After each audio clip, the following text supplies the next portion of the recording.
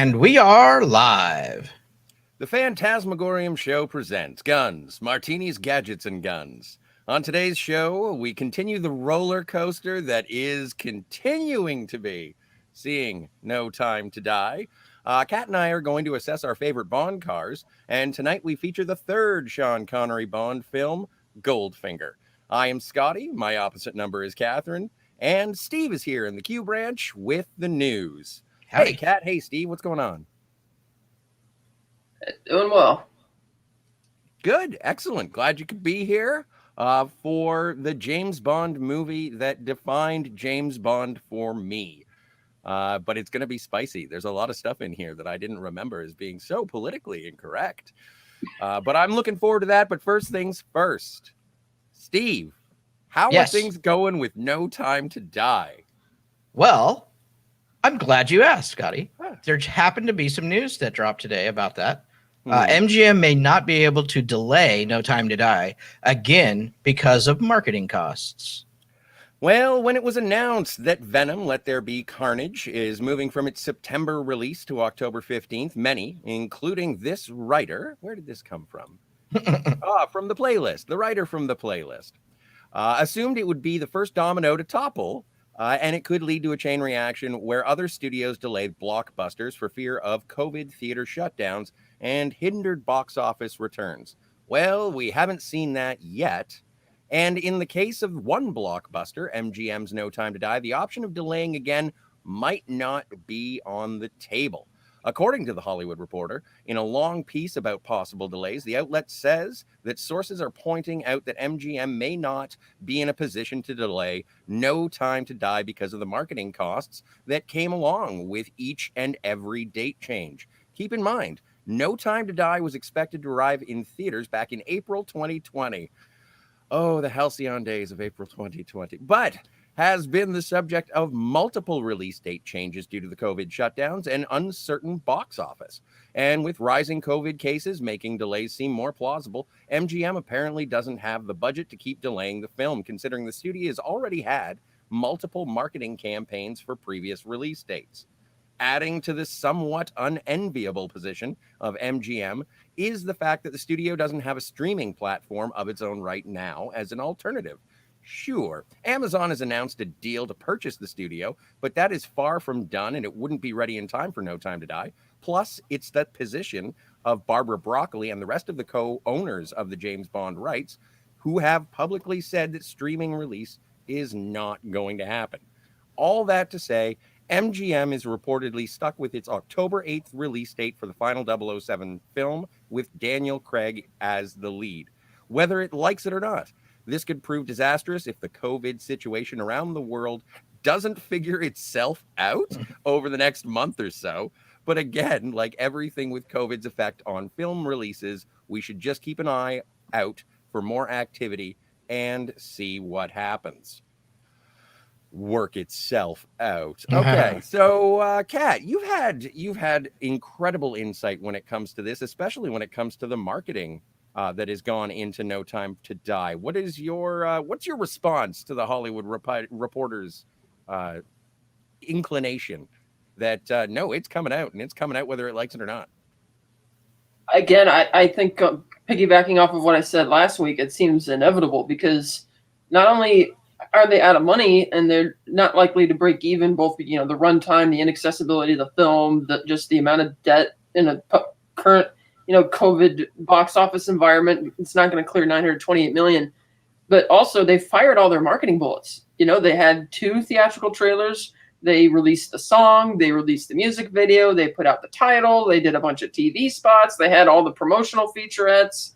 And it's like, okay, we're at a point where you don't really want to see any more new material other than the movie itself. So, yeah, they could dream something up or just re-release the same things. But it's like, at what point are you going to start counting your receipts and realizing that it's really not worth it? And while obviously anything can happen regarding whether or not the FTC approves the Amazon acquisition, if the hedge fund managers who own and operate MGM are confident that the sale will go through, they might as well just figure, oh, geez, we're going to have to go for it. I mean, I don't know if there's anything in the contract of the acquisition stipulating that they would have to cover the debt themselves as opposed to Amazon. I wouldn't think so, but we'll see. And then, given the other recent reports that they may have already reserved a premiere date at the Royal Albert Hall with an after-party gala at the British Natural History Museum, both on September 28th, which would be 2 days before the UK release. And then again, piggybacking off the the TV spot they put out a few weeks ago saying that the movie was coming out, then it seems like they might have to. And as unfortunate as it'll be, the movie will probably not get anywhere near the money that it deserves. Well, and as you have pointed out, even in non-COVID times, it's an unprecedented amount of money to have to make to break even anyway. This has sort of been a ballooning production, or it was a ballooned production, let alone the marketing cost. Right. I mean, well, if they never had to delay the break-even point would have been lower because they wouldn't have had, because they're incurring an additional $1 million per month, and that's just off of the interest. But then when you throw on the extra marketing money they spent in fall 2020, and I don't think they even started marketing it in spring 2021 because they knew it just wasn't going to come. But that would probably reduce it, or reduce whatever the break-even point. But again, even if the film had been released in April 2020 when they wanted it to, that's still 4.5 years after Spectre. You're still asking the casual audience to remember plot points from a movie that was 4.5 years ago, and to go to a movie that's like 2 hours 43 minutes long. And that's still going to would have been a tough sell then, even tougher now. So I think they might be at a point where they're going to, I mean, I looked into the hedge fund, which owns MGM, and they are, filthy rich. So it's not like it's going to be when MGM was at the verge of collapse before they had some ownership. It's like, yes, they would collapse, but the people who actually ran the company would make out just fine. And at this point, with the sale pending, I don't think there's as much of a reason to panic. Whereas if the film had come out and completely failed and there had not yet been a purchase, then they would be more wary about that because then they just know they're inheriting all of this debt right up front. But so yeah, I'm hopeful the movie comes out, even though the circumstances are not as pleasing as we'd like them to be. Well, and is it a possibility that the firm release date if there are more theater restrictions, like, is it something that will be in regions where theaters are open and despite the fact that some regions may be shuttered based on whatever variant they happen to throw at us next? I was thinking about that back at April 2020, that people were thinking that, they might release it into certain markets are open. And I thought, no, because at the time they were still able to afford to delay it. But at this point, since they can't, I think they might just do that anyway. It's like, but then there's piracy costs. But the way you can combat that is maybe if it tanks too quickly, they could set, because I'm not sure if they have the exclusive, 45-day theatrical release window with that movie or not, because they could move up whatever the expected home media date is, and they can make a bunch of money off of that.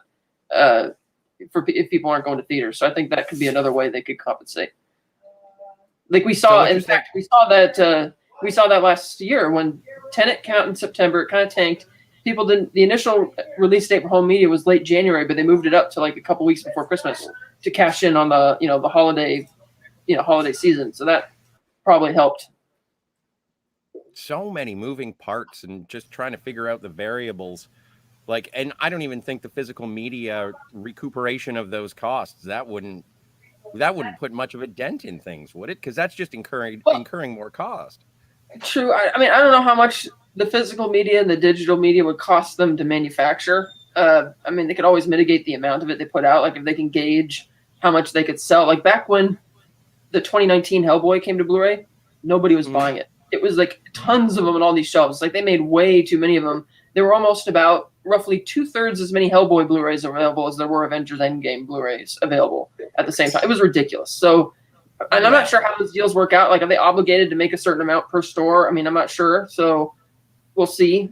But I imagine even digital release costs money, but I would think a digital home media purchase would be cheaper to manufacture and put on the servers than the physical media. But they're still committed to doing physical media, they've said. So we'll see how it goes. Well, also 2019's Hellboy wasn't exactly a stellar outing for the Right, Hellboy that's- character. But that's precisely my point. It's like the movie was really bad, and everybody thought it was horrible, but they still made this excessive amount of Blu-rays available that, of course, you weren't gonna, Yeah. sell. So, I mean, I don't know. They probably make those deals well in advance of even the theatrical release. I'm not sure. So, Well, I'm and just- also, well, and absolutely, and it's funny discussing the business aspects and when it's going to be released and the marketing costs. And I think that you and I and Steve are in the same boat in terms of we just want to see the movie and find out if it's any good. And there is a possibility, no matter how remote or near, that it could be bad. Like for general audiences, it's fine if you make a bad James Bond movie to a James Bond fan, but with the stakes so high on this release particularly, if it doesn't get stellar reviews, then that is certainly going to affect how it's received financially. yes. Well, heavens. But speaking of marketing materials, Kat, is there anything else about No Time to Die that's going on? Yes, there was a clip released a couple days ago by Eon, a brief clip, about 35 seconds or so, by the costume designer, speaking about a particular design aesthetic, which I would like to share and bring up the talking points with you. Here it is. When I was sort of breaking down the costumes in the very beginning, we knew that this new villain was going to be something that we would want to prototype. Because we landed on this no mask for his first look, the thing about a no mask is it's expressionless, and depending on how the actor moves with the no mask and what the lighting is, it can be really scary, it can be serene, it could be aggressive looking. And so, in fact, those three adjectives were kind of exactly what we wanted Safin to be in the end.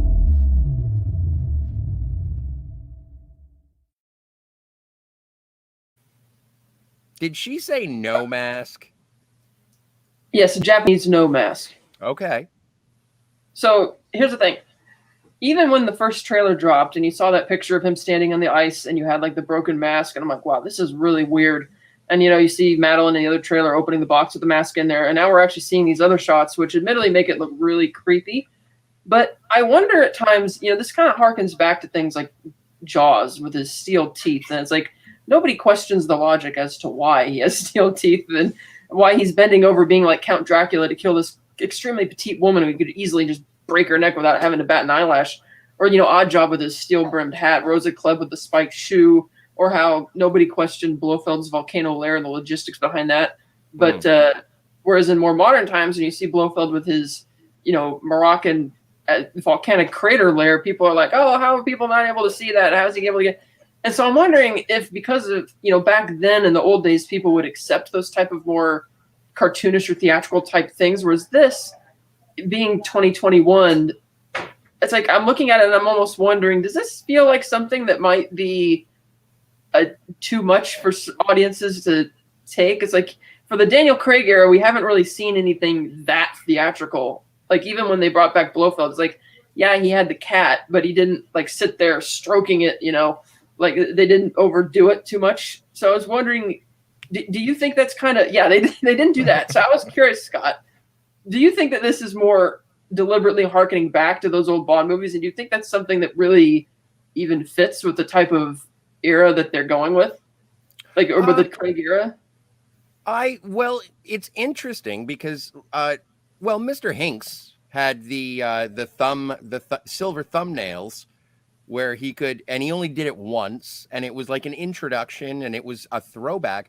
But with this, the reason I was taken by a no mask is that there's also been speculation that this is sort of a referential Dr. No remake, bringing the Casino Royale full circle to the beginning of Dr. No. Or I'm wondering, again, this is just a question as to where it fits in the Bond storyline proper. But no, I don't. I think that there are certain things that James Bond fans expect, and those sort of accentuated villains with eccentricities and costume decisions. There is some pageantry that takes it out of the realism of our world and puts it in the James Bond world. And this is something that I think looses the future of the franchise onto the next Bond where you can play around with it. The difference between Connery and Moore, and shifting of tone. And I don't think that it's sort of bygone or quaint or from a leftover era. I think it's actually appropriate as a reference to it possibly being a Dr. No.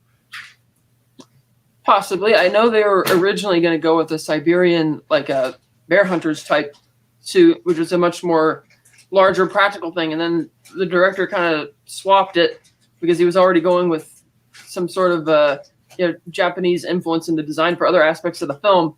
And that's why I was just wondering about that, because I thought, because it had been a while since we'd seen something that overtly, theatrical, if you will. So I thought that was kind of interesting to once they and going through, I know we're only on the third movie now, and I don't want to jump ahead, but every James Bond movie with their respective Bond does ramp up and become more Bond, and maybe even a little bit more outlandish.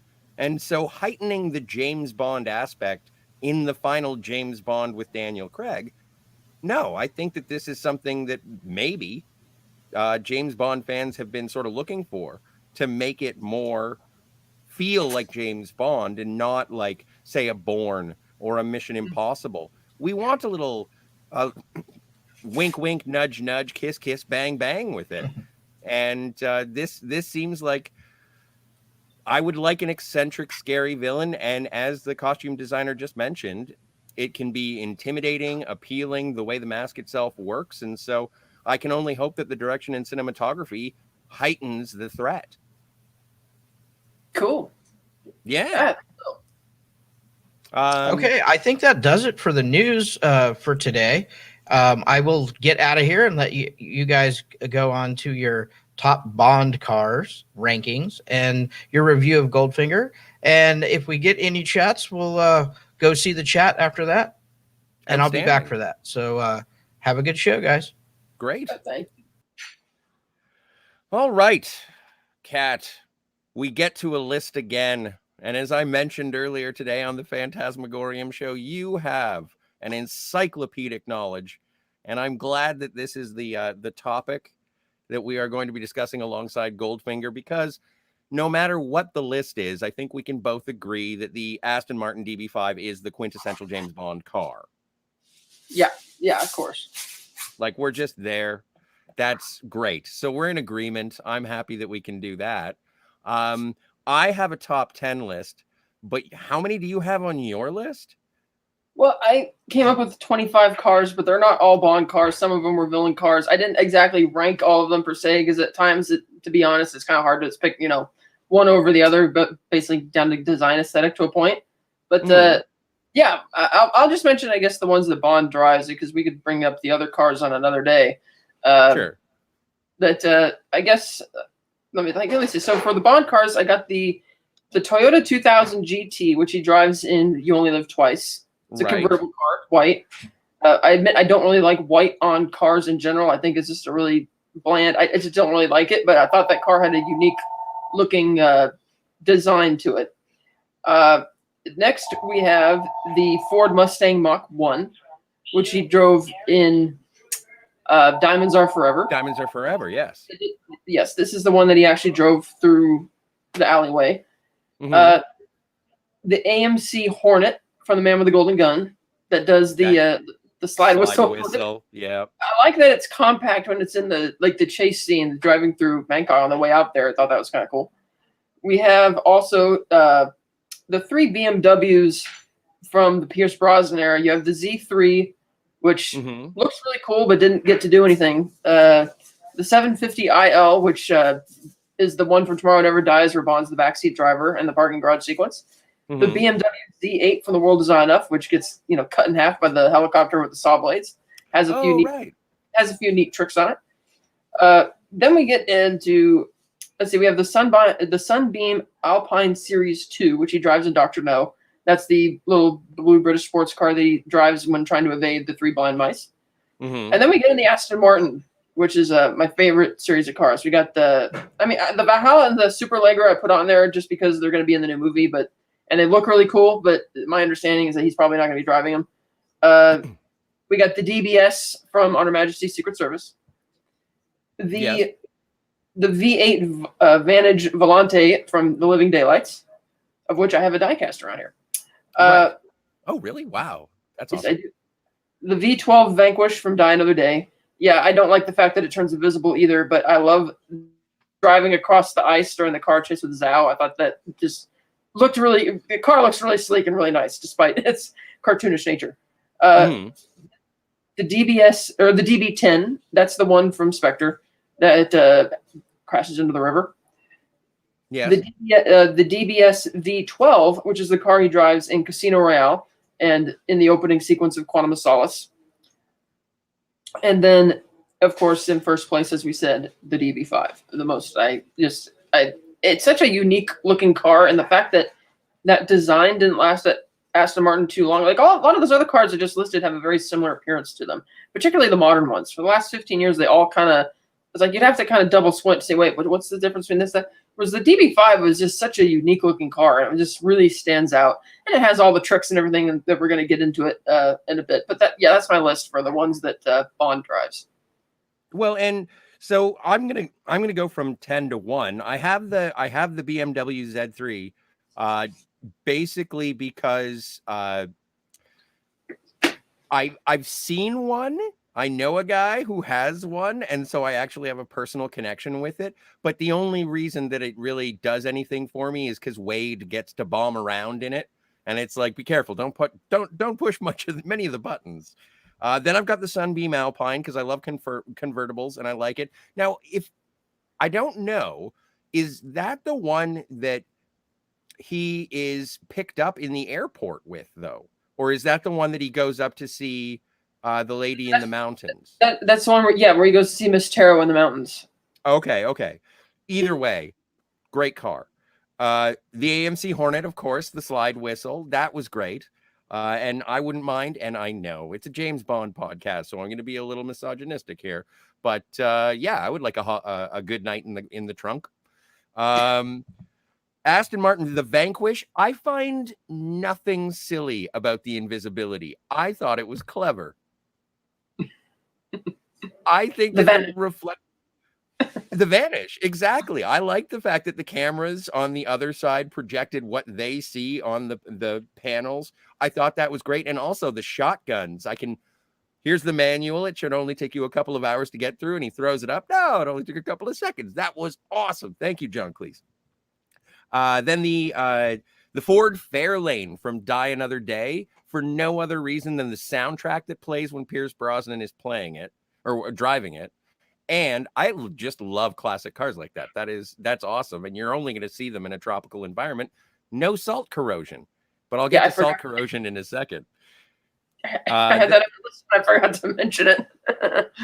That's a good car, though. The BMW 750iL from Tomorrow Never Dies, the absolutely specific things that come out of that car, like even the little blade doohickey thing that comes to cut the wire that was going to cut the back seat, everything. No, I loved it. And even the remote control aspect. And it was nice to see Q in the field. Then I'm surprised with you, Kat. I can't believe I have something on my list that you do not. I know what it's going to be because I forgot to mention it because I didn't really have them ranked per se because I was reading between because I had all those other cars that he didn't actually drive. I know which one you're going to say. Okay. Now, I have the Lotus Esprit Turbo first on the list. Actually, where is it? That's at number 4 on the list. And the reason I love that car so much is because I know the director wanted to bring Bond back to basics in For Your Eyes Only. And the first thing he wanted to do was blow up the car. And so I like how that there's a sticker on the thing that says this is protected by a theft prevention device. And so when they break the window, the car blows up. And I'm just like, perfect. And then the Lotus Esprit V8, the Lotus Esprit from Spy Who Loved Me, because it's a submarine. It is, and it's got the vertical missile launcher. Like that is up there. Then I've got the Aston Martin V8 from Living Daylights. Again, salt corrosion, basically an upgrade of the DB5. And again, one of the reasons why I love Dalton, it was almost like, okay, yeah, no, this would be a Bond from the 80s. It was the missile launchers, everything. And then the DB5, ejector seats, rotating number plates, twin machine guns, the whole kit and caboodle. In that case, I should put an addenda. I put the Lotus Esprit S1 as my number 2, the one that turns into a submarine. And that's the number 2. But yeah, that's a great list. Did I say disappointed? I meant to say surprised. And if I said surprised, also impressed that you said it but forgot about it, considering the things that you usually don't miss. Well, when I was making the rankings, for some reason I got in the habit of ranking them by the maker of the car, the manufacturer of the car, because I was just kind of going through. I kind of have a mind like that, being a bit of a car gearhead. So it just kind of, the Lotus was at the bottom because that was one of the more unique, like one-off standouts. But yeah, that's high up there. Excellent car. I got the little keychain over here somewhere. Now, you mentioned that there were some cars on there that weren't necessarily driven by Bond. Do you have any of those? Yeah. Yeah, I got. There's some on here. Let's see here. I got. Let me find that out. Sorry to put you on the spot, but I'm interested. We have the AMC Matador Coupe, better known as the Flying Car. The Scaramanga drives and the Man with the Golden Gun. Oh yeah.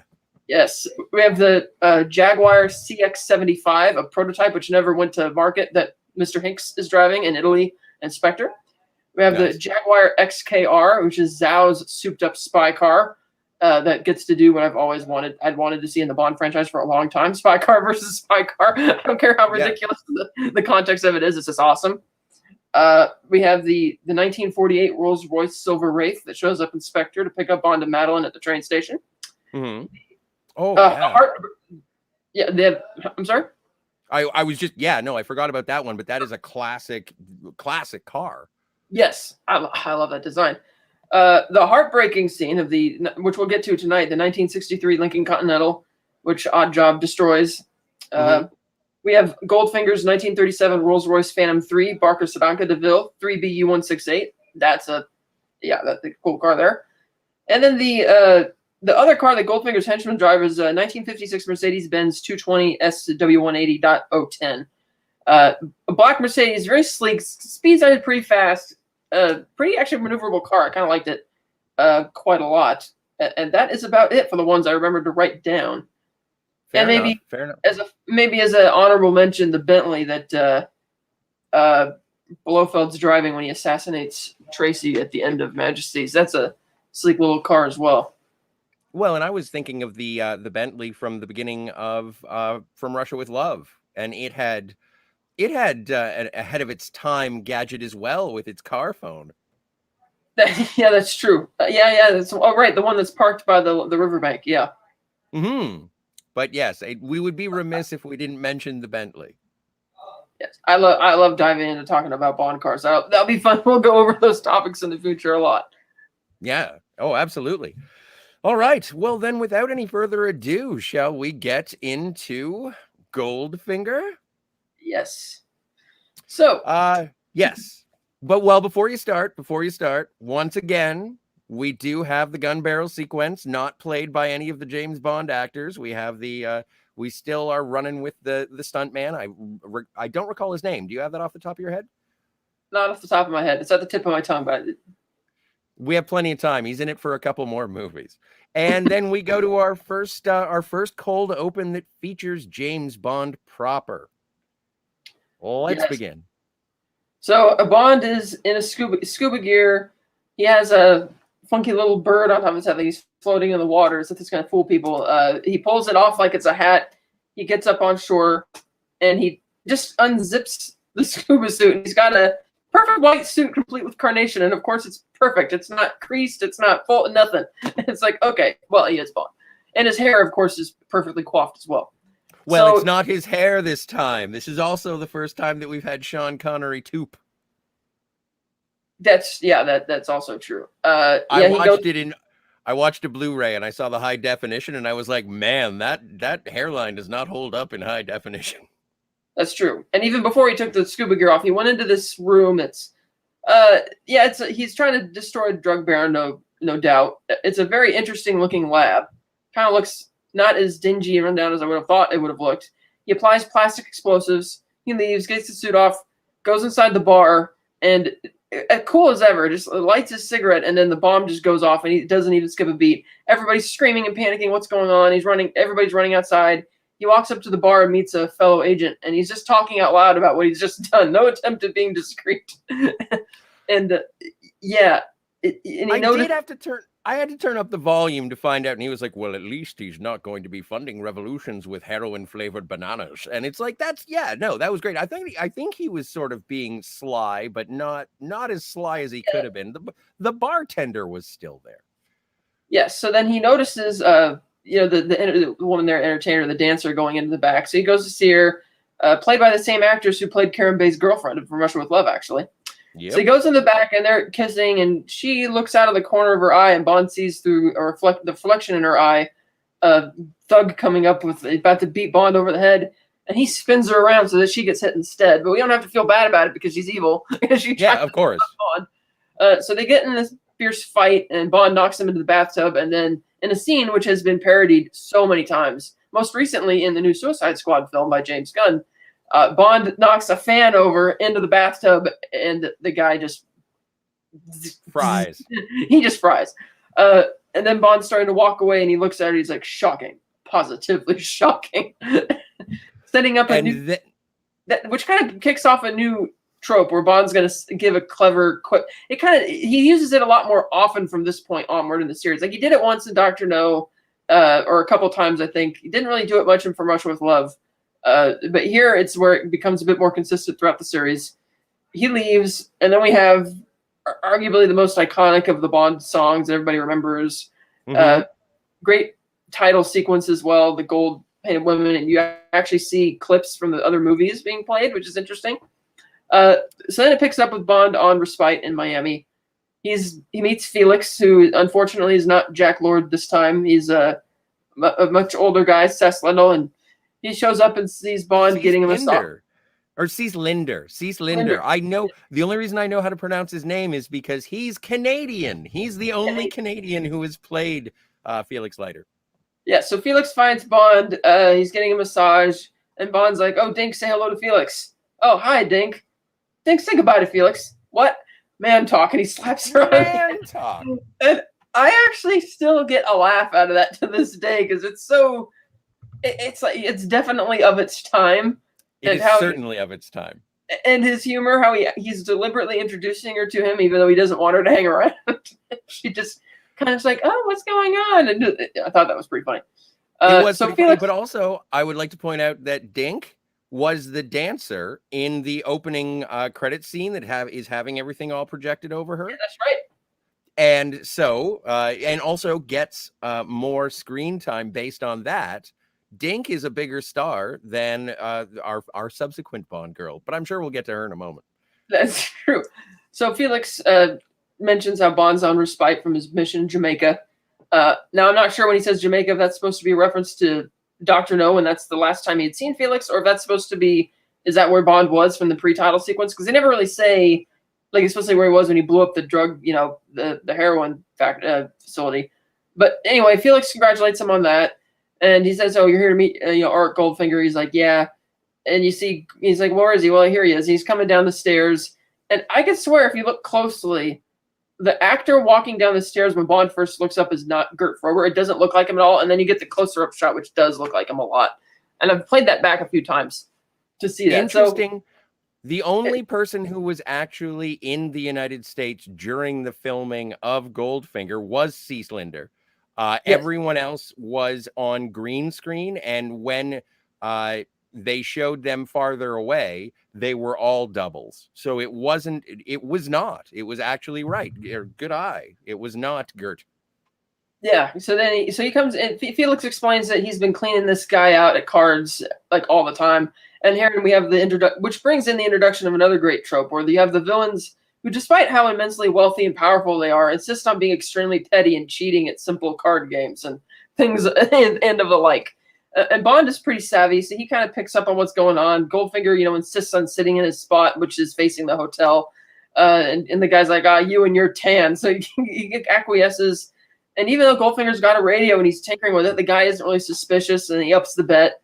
Bond, being smart as he is, determines what's going on. He goes into the hotel, sees this maid walking down the hall, and he grabs the key that's on her waist belt to unlock it. She's like, "That's Mr. Goldfinger's room." And he's like, "Yes." And she just You're very sweet.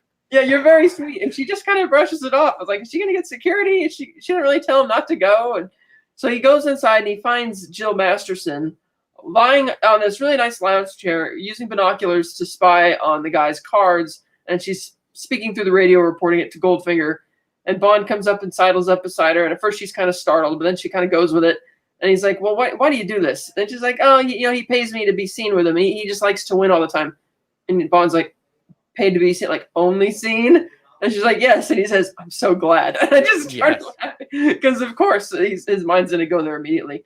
So Bond's like, "Oh, you're too nice of a girl to have mixed up anything like this." So he chimes in on the radio, tells Goldfinger to start losing or he's going to inform the cops. Bond and Jill go back to his room, go back to Bond's room. It cuts afterwards. They probably slept together. They're dressed in their robes, and Bond goes to get more alcohol, saying, and she's like, why there's plenty in there. He's like, it's can't. There's some things that aren't done, like drinking Dominic Carmen 53, not at 38 degrees Fahrenheit, or listening to the Beatles without earmuffs on. Yep. And so James Bond does not like rock and roll. And before we move on, and I'd be remiss if I didn't mention it. How about that powder blue terry cloth onesie? Yeah, it's very odd.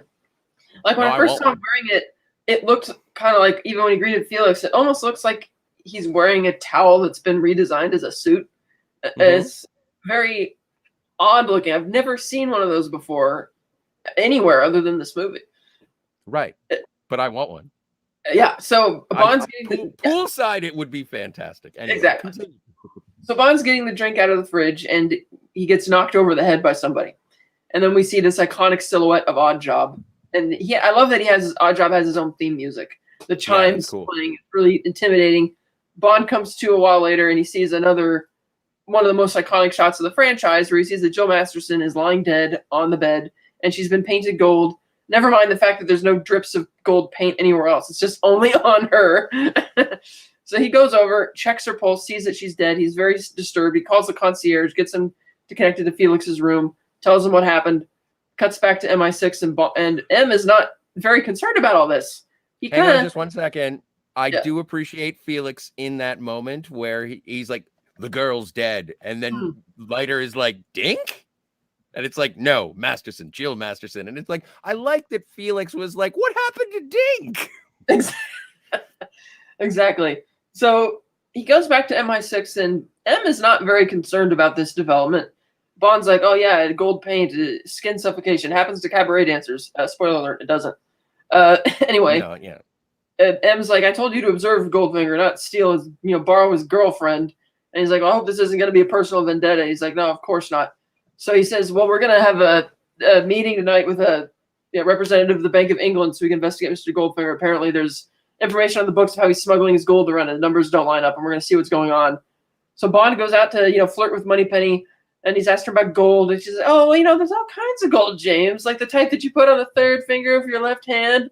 And he's, "Oh, Moneypenny, if only I would, but I have to go for a date tonight," because she offers to, invite him over for dinner and make him angel cake.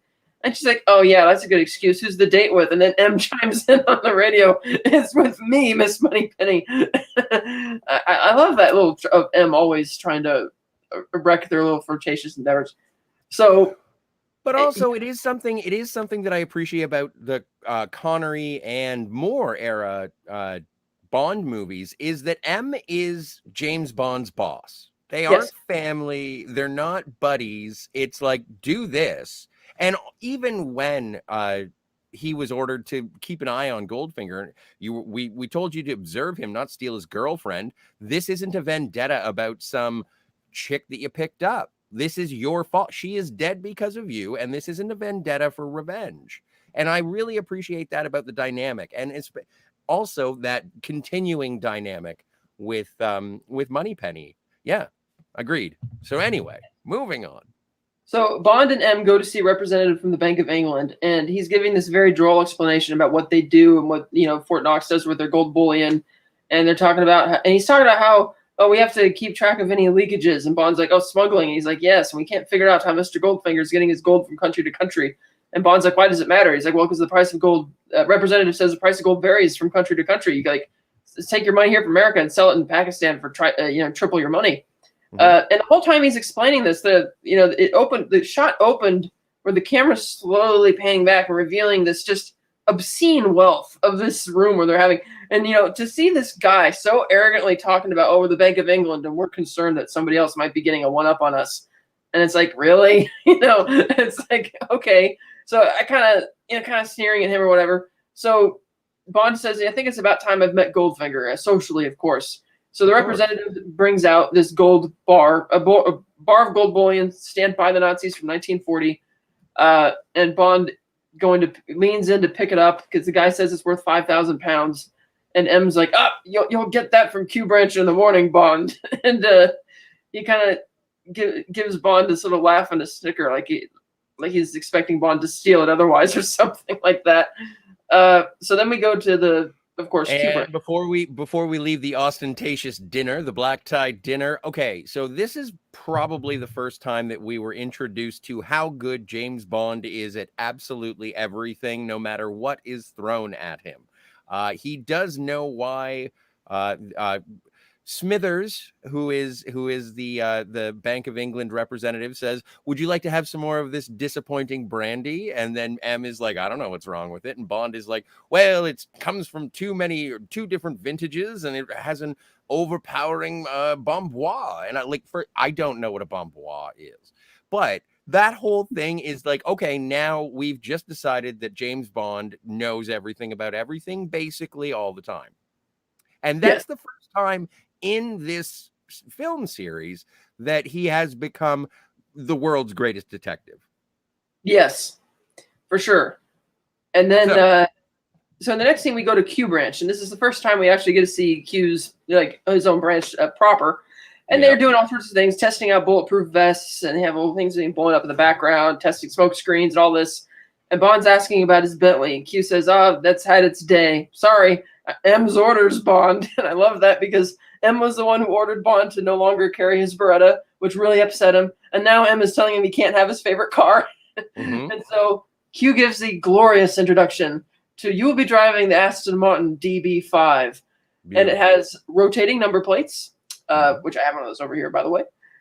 He introduces bulletproof windshields and bulletproof rear screens. He opens the side of the car door and he introduces him to the console panel in the middle. He says, you lift this up and here's all your self-defense mechanisms. This one is smoke screen, oil slick. This one here raises an actual bulletproof shield out of right above the trunk of the back of the car. And then he mentions the one that he's particularly proud of. Pops the button on the gear shift to show this little red button underneath it. And he says, whatever you do, don't touch it. And it's like, well, why not? It's like, well, because at least this side of the catch cuts off this side of the roof and passenger ejector seat. Ejector seat? You must be joking. You're joking. I never joke about my work. 007. That was an iconic scene. And it is a nice car because I like that even though it has those other gadgets, it's rather simple because all the gadgets are controlled by the inside console, and then you have the simple the radar, the map on the tracking device. And he doesn't explain it, but the car also has the ability to have its hubcaps kind of spin out a really nifty knife device, which we'll get to in a moment. So he gets his mission. Bond goes to meet Goldfinger socially at a golf club, of all places, of course. Of course. Goldfinger is told by the guy he was going to be golfing with, there's another guy. I know you want to golf with me. There's another guy here who says he knows you. Maybe you want to golf with him instead. And he turns around and he sees Bond, and he recognizes him, but we don't know that yet necessarily. He says, okay, we'll go. So they're golfing, and Goldfinger's like, well, why are you here, Mr. Bond? You didn't come here to play golf. And Bond throws down the gold bullion. And, of course, Goldfinger's immediately enamored by it, agrees to play, strict rules of golf. He's like, oh, if it's worth $5,000, I'll stake the cash equivalent. He introduces him to Odd Job, who, of course, has the theme music again. He's like, oh, he's a mute. You'll have to forgive him. He just kind of goes like, every time he wants to say something, which is like, yeah, okay, again, 1964, okay. So what's wrong? I don't understand. What?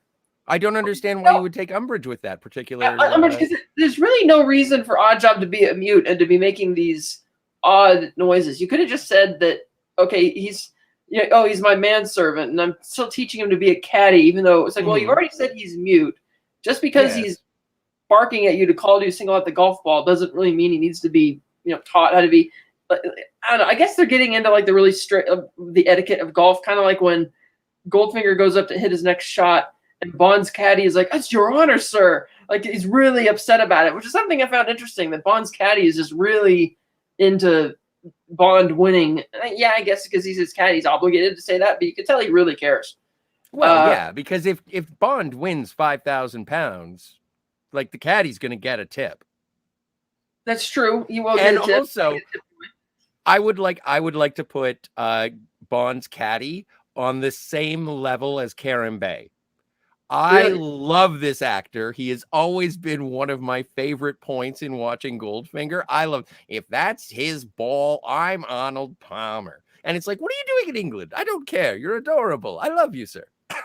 Yes. So as usual, as we expected, Goldfinger's cheating again. He can't find his ball when he hits it off the green. And so when they can't find it, Oddjob starts shaking his side of his shoes, and you see another golf ball right out that's identical to the one that he lost. And he signals that it's over here, but Bond knows otherwise because he says, "I'm standing right on it." And he's like, "Oh, you want to tell me?" He's like, "No, let's have a little fun with Mr. Goldfinger." So when they get to the 18th fairway, Bond deliberately loses.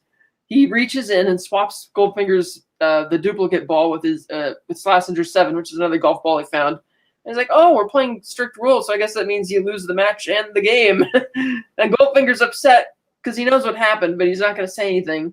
Because he was cheating in the first place, yeah. Yeah, he's cheating in the first place. Bond admires Goldfinger's car, and Goldfinger's not really interested. And he's like we twice our paths have crossed. Let's not cross again. Bond's like, "Oh, but it's like a social." It's like, both of us know entirely, perfectly well what I'm talking about, Mr. Bond. But I can see you need other. Don't forget that Bond does put the Homer in the back of Goldfinger's Bentley, or yeah. But he puts it in the Rolls Royce, yeah. So Oddjob is filling up the trunk of the car. And he actually puts this like rainbow colored umbrella, I noticed, so it's folded up in the back, another piece of his caddy sides. And he puts the tracker in the back, and then he's admiring the car, and he's like, "Well, I could, and he says, as I mentioned before, that, I can see you need more convincing, because you know exactly what I'm talking about." So he signals to Oddjob, goes like this, points, Oddjob takes off his hat, throws it like a frisbee, and it decapitates, it breaks the arms off a statue. And Bond is initially kind of taken by it. It's like, "Oh, okay." But then he tries to play it off. He's like, "Oh, that's really impressive, Goldfinger, but what's the secretary of the club going to say about this?" It's like, "Oh, nothing, Mr. Bond. I own the club." So he's like, "How would you like the prize made out to cash, made out to check?" And Bond's like, "Oh, that'll be perfectly satisfactory." So they're still being cordial, even though he knows that Bond had to have cheated in order to beat him. So then as they're about to drive off, Bond picks up the actual golf ball, and he turns to Oddjob. He's like, "I believe this is yours." And he tosses it to him. And Oddjob's kind of taken by it at first, and then just completely smashes it and does so with a big smile on his face, making him that much more enjoyable character. So then Goldfinger drives off. Bond starts activating the tracker in his DB5. They fly to Geneva. Bond starts following him through the Geneva countryside. A beautifully shot sequence. Oh, yeah, very much. Goldfinger pulls over so he could, buy some fruits and, at this fruit stand. And this woman who had passed up Bond on the road in a Mustang very impatiently gets out a sniper rifle and starts firing. She nearly kills Bond, flees in her car. Goldfinger and Oddjob somehow, and the other children down below selling the fruit, don't hear this, even though the gun's aimed right down there. There is a weird reaction from Oddjob where he looks up and sort of smiles at the tumult that is occurring above them, but doesn't really give a care. Yeah, kind of like when, they drive off and, Goldfinger, they make a point of showing him kind of like half asleep in the back seat, like rubbing his nose and stuff. Like they don't want this guy to seem flattering or appealing at all. No. So Bond following her, he had already been following her earlier. She had passed him up on the car, and he was actually excited at the idea of possibly, making her a conquest. He's like, disciplined 007, disciplined. But of course, after she nearly killed him, he has extra incentive. So he chases after her and uses the nifty spikes that come out of the hubcaps of his car, blows out her tires, it completely shreds open the side of her car. She crashes off the side of the road, but somehow she only seems to notice the tires are blown. And Bond, giving his little catty sarcasm, is like, "Oh, it seems like you suffered a blowout. It must be a manufacturer's error or malfunction." And she just doesn't notice that the entire side of the car is shredded. And she's being quite rude with him also. And he's offering her a ride, introducing himself. And she just gets her case like, "Oh, never mind." She immediately gets into his car. I'm like, okay, this is going somewhere. So they start driving in the DB5, and Bond notices the case, and he sees the initials. He recognizes a gun case. He's like, "Oh, you like hunting as well?" And she's like, "No, it's my ice skates." And Well, like, and the initials are TM, and Bond asks what her name is, and she says Soames, Tilly Soames, and the case says TM, and then she says she's going ice skating where there is no ice. Yes. So then she points out a garage that's coming up. So they pull over at this, gas station garage. She goes in to, notify a mechanic or whatnot. And Bond checks the radar map again on his car, sees that Goldfinger's taken off the side road and is parked someplace. So she comes back and she's like, "Oh, there's a hotel like a mile away from here." And Bond's like, "Oh, I'll run you down." And she's like, No, I'll get a cab or whatever.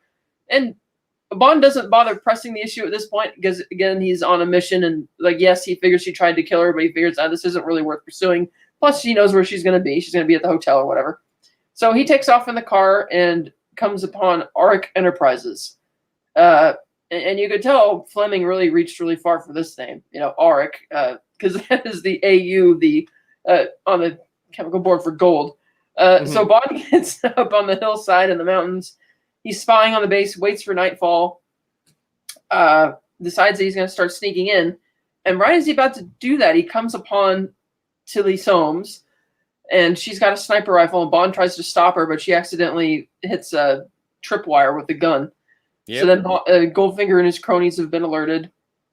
And I forgot to mention, yes, Bond did go down and investigate the side of the building a little bit and saw that Goldfinger was melting down his car, and that's how he engages in his smuggling. He has the entire car literally made of his gold bullion, and they're just melt down the car and take it apart, and then after they get the gold out, they bring more and rearrange it and send it off on its way.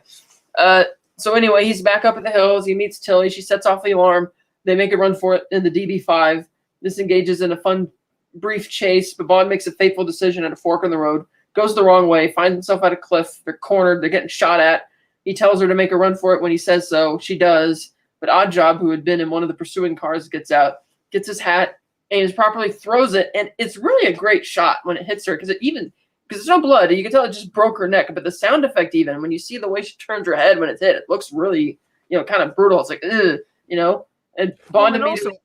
Oddjob has killed 2 sisters. Yes, he's killed 2 the now. Masterson family is just gone now. Yes. Unless there's a 7 brides, 7 brothers situation. But anyway. Could be. I don't know. But that's some cold-blooded shit, yo. It is. Yeah, I don't think we've seen both siblings and Bond get killed off like that. But so Bond puts his gun down. He rushes over to her aid.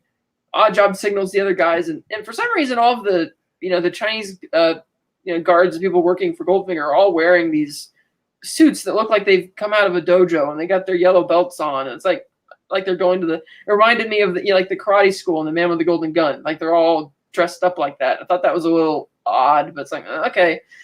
So they take Bond, and they make a rather dumb decision to let Bond drive his own car so long as they have one of the henchmen in there and point a gun at his head. So they're driving along, and they're heading, and as they get up to this little gate, and this sweet old lady comes out to open the gate for them, and he drives up to the factory, and right when he gets close enough, Bond hits the ejector seat. And it's funny because the guard can tell Bond is thinking about something because he's looking about, kind of, making a plan. He sees him, he lift up use his thumb to pop up the gear shift where the pop is, but he still doesn't do anything. He presses the button. The guy gets popped out, and Bond doesn't react fast enough. He starts backing out. This leads into another car chase. He tries to make a run for the gate, but the sweet old woman comes out this time with a machine gun and starts firing. Personally, I probably would have just, at that point run her down to get through the gate and get the hell out of there because she's obviously in league with the villain at this point. But no, he decides he's going to spare her, so he swerves the car out of the way and ends up driving back towards the factory. You have some pretty cool shots of like the car, like zoomed up shots of the car. They sped it up a little bit, which actually works in its favor in this chase, I think. You see the villains pursuing and the black Mercedes, and all the villains are like firing at him. Oddjob is riding in the back of another car, and then you have this almost Scooby-Doo moment where initially the car was like literally right behind him as they're going through the turns, but then you have this segment where Bond's going down one alley, and the car, which was immediately following him, is going perpendicular down the other side, like zigzagging in completely nonsensical motions. So Bond unfortunately crashes the car because the bullets of the windshield's bullet-ridden. He sees headlights coming at him. He thought it was his own car. Turns out it was a reflection in a mirror. He crashes into the wall. Oddjob gets out of the car and makes a point of turning to the mirror and smiling. It's interesting character tics of them that I really like. Opens the door. Bond's passed out, and so he wakes up in Goldfinger's one of his lairs there, one of the side rooms. He's strapped down to this table, and Goldfinger reveals that Agent 007. I figured out he knows who he is. But in an interesting comment, he says, I found out who you are thanks to another agent with a license to kill, like an opponent. He says, like there's somebody. Your opposite number, also with a license to kill. Interesting profession you all have. And because Burt Kwok, who you may know as Kato from the Pink Panther series, he makes his first appearance in a James Bond movie, but he is supposed to be an agent of Red China. And I always assumed that it was Chinese intelligence who had named Bond. Probably. Yeah, that makes sense. So Bond, of course, has overheard them talking about their secret operation, and Goldfinger Grand Slam. And Goldfinger's talking about how he's impressed with this car. Oh, that silly little car of yours, not very practical. And so then he introduces him to the laser, and he talks it up as this amazing thing. It's not found in nature. And he turns on the laser, and it's cutting the table, and Bond's about to be killed by it. And Goldfinger says, now the purpose of our previous meetings is now obvious to me. But I'm not going to let you distract me on a third night. Good night, Mr. Bond. So he leaves, and then you have the best line ever. Expect me to talk, Goldfinger? No, Mr. Bond, I expect you to die. So he's going to leave, and Bond's really in a bad spot. Like, he doesn't know how he's going to get out of this. Goldfinger's talking with one of the scientists back there behind the counter, and all of a sudden he thinks about it. He's like, you're forgetting one thing. If you kill me, 008 will replace me. They're like, yeah, and I'm sure he would have met with much success. He doesn't really care. And he's like, oh, well, what about Operation Grand Slam, for instance? And Burt Kwok's character is initially very concerned about this, but Goldfinger just shrugs it off. He's like, yeah, 2 words you overheard that couldn't possibly mean anything. Could you afford to take that chance? And then Goldfinger finally looks worried for a change. And he kind of thinks about it, and then he kind of smiles and signals to them. They turn off the laser at the last second. And then he sends up. It's an amazing establishment of the laser, because I always questioned this. It is one of the most iconic scenes in James Bond in the entire filmography. And I've always, and this is one of the first, or maybe I was reminded, it's a perfect setup because the laser comes back later. Yes. And it is a setup, and it's also one of the first times we see Bond having to escape this unnecessarily elaborate execution plan by one of the villains. It's just another great trope, which will carry on to the other films. So Goldfinger's other henchman walks up and shoots him with a tranquilizer. He wakes up on Goldfinger's private jet, and he's like all dazed about it, and he sees this gorgeous woman there, and she's like, my name is Pussy Galore. Hands down the most ridiculous name for a Bond girl in the franchise, but it works, And he's like, oh, I must be dreaming.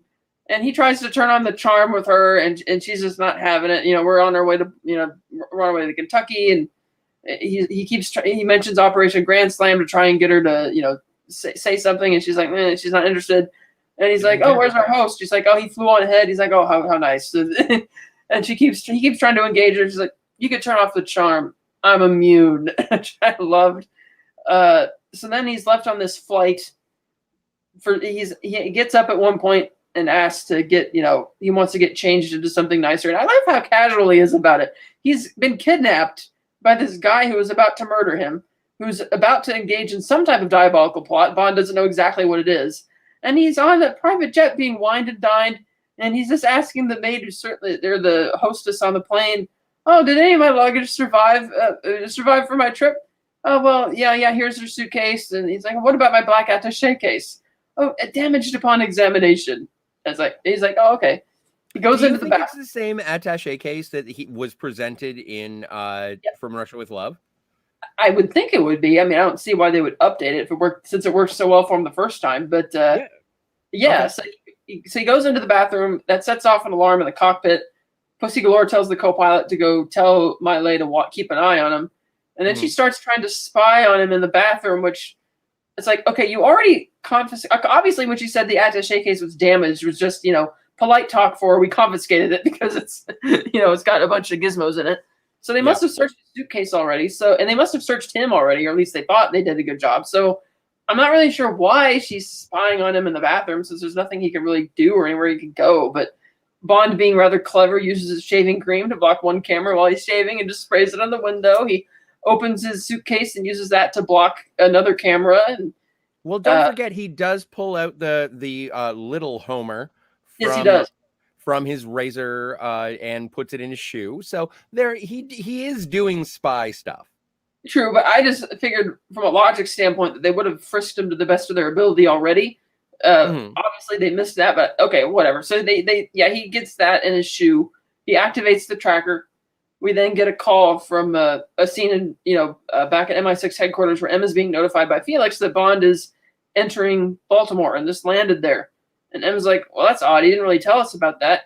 And Felix is like, yeah, he was on Goldfinger's private jet. And Em assumes that Bond must be making progress and isn't remotely suspicious as to why he didn't update him as to his travel plans, even though the way Em said that, it seems like Bond would normally update him. So he should have been suspicious. But Felix is like, oh, should we pop in? Em's like, no, don't go cavalry in there. Bond's clearly got things under control, which, of course, he doesn't. Right. So we arrive at the plane taxis into this hangar. Melee asks for Bond's help in lowering the stairwell. He does, being the gentleman that he is. Comes out of the plane, and then the guards are there. They got the gun, so he's walking with Pussy Galore, and he's trying to sweet talk her again. And of course, Oddjob has to wreck their fun. He's standing there outside the car. He has the music chimes. They put him in the car, and he turns to Pussy and he says, he kills little girls like you. And she's like, little boys too. So she's not cracking yet. He's trying, but it's not really working so far. Pussy Galore is absolutely aware of everything that Goldfinger does, is aware of the cold-blooded murderer that Oddjob is. She has trained a crew of pilots to assist in what she understands to be the gassing to become unconscious. I assume that she's not a part of that plan, or maybe she is. Pussy Galore is completely complicit in Operation Grand Slam. Yes, she is. That's why she's being so cold, and we'll get to that her complicity in a minute. So they drive to Goldfinger's stud farm, which I think is a rather boring location in terms of the design. Given that the music at the stud farm, I like how there's sort of like a dee dee dee dee dee dee dee dee dee dee. Yeah, the banjo stuff.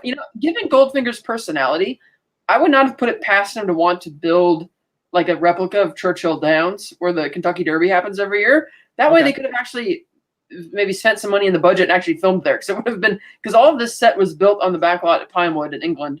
And I think it would have benefited if they'd gone to Churchill Downs or something, because it's just a really boring location. And anyway, so they arrive at the stud farm. Bond is shown to his quarters, which is in the basement of the lounge in the cell. And he's stuck in there. He can't get out. And Nisha comes up and informs Goldfinger in his office that, they're here. I'm like, oh, I wonder who's here. So we go inside Goldfinger's game room, the whole club lounge, where you have all of these very cartoonishy 40s era type gangsters, and they're from all over the place. You got the Chicago outfit, the East Coast, the West Coast. They're all kind of upset that each other's there. And one of the guys... Every chapter of American Mafia is in this room. Yes, and one of them makes a point that, Mr. Solo's been pacing around a lot. He's like, hey, he's going to wear a hole in his shoes doing that. Singling out that he in particular is more anxious than the rest of them. So Goldfinger shows up and they're all kind of mad, and he says, and they're all like, oh, why weren't we told these guys were in on it, and blah, blah, blah. And this one guy says to really put the icing on the cake, you owe me $1 million. And he's like, I owe all of you $1 million, gentlemen. And he's like, but I could give you $1 million today or 10 million tomorrow. And they're like, really? Tell more. And pray more, pray tell. So Goldfinger pulls these, hits these little gizmos on the pool table, which causes it to slide around, and the guys are freaking out. Oh, why is the floor moving? And silliness like this. It's an amazing lair. It is. It is a really good lair. It's an amazing set in terms of like the pool table turns around. There's like a scale model of Fort Knox, because we find out there's a map on the wall. Everything is. This is a precursor to You Only Live Twice lair. It is, and he's talking to them about the security measures at Fort Knox, and we learned why these gangsters are here. He apparently has used them to smuggle in various items which are going to help them, break into Fort Knox. And the way he's talking about it is like, oh, this is my bank, Fort Knox, and they're like, oh, banks don't open on Sundays. Like, well, my bank will, and they're trying to talk him out of it. Like, you crazy? The security there is insane. You got to knock off Fort Knox, and they all think it's hysterical. And the more Goldfinger's explaining the plan and how they're going to break into the bank, the more impatient that they're getting, and they're finally absurd with it. And finally, Mr. Solo says, you know what, I'm done with this, and if you don't mind, I'll take my money now. And he's like, oh, what's the matter, Solo? Is it too big for you to handle? and Goldfinger's like, well, we have to respect his decision. Now, if you mind, I'll be right back. See you in a minute. I like part of Goldfinger's pitch is like, that we have done so many things. The human race has endeavored to so many things. We have shot rockets at the moon, split the atom, but every effort in human history we have strove towards it, except crime. And it's just like, whoa, dude, come on. That's a great one. And of course, Bond, being the clever person that he is, managed to get out of his cell to listen to this entire thing, because he looks at the guard and he keeps giving him these funny looks, and the guard's not really interested at all. And finally, Bond does the whole waving goodbye and ducks down like as if he's going down an elevator or something. Like that. I guess the guard was dumb enough to believe it. I'm not really sure, but he goes in, he opens the door, and the camera kind of slowly pans back, and we see that Bond is grabbing onto the roof, and he lets go, knocks the guard unconscious. He goes down the hall, finds himself under the model of Fort Knox that's in the lounge area. He was able to overhear this entire plan of his. Of course, Goldfinger didn't get to the final pitch about what he was actually going to do. And while Bond is kind of spying on this meeting, Pussy Galore leans in and knocks Bond over.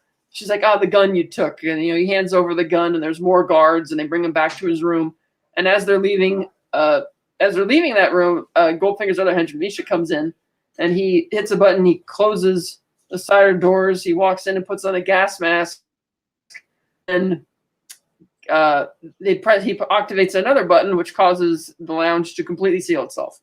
And now the gangsters are really getting worried. Something bad's really about to happen or whatnot. And it's, of course, the nerve gas. Mm-hmm. Invisible nerve gas. Kills everybody. Mm-hmm. And then Napoleon Solo is asked to leave. The deadly nerve gas. It kills everybody. He goes out. We then cut to outside where James Bond is being led out. Yeah. Oh, just filling in holes, lady.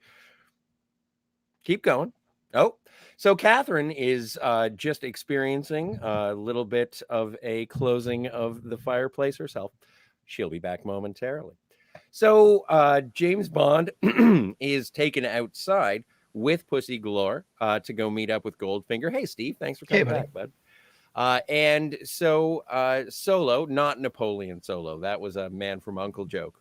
You're right. I'm crossing my franchises. So Solo is leaving, is introduced to Bond, and Goldfinger says Solo has to leave. So to go to the airport, and we'll take him home nearly immediately. Oddjob is going to drive him to the airport. And James Bond is uncharacteristically English and says, "Happy landings, old boy," as Solo drives away. In the meantime, following the note that has been written by James Bond wrapped around his homing device in the heel of his shoe, it's been put into, the note says what Operation Grand Slam is. Tomorrow they're going to rob Fort Knox. There's going to be gas from the sky, and we got to fix this.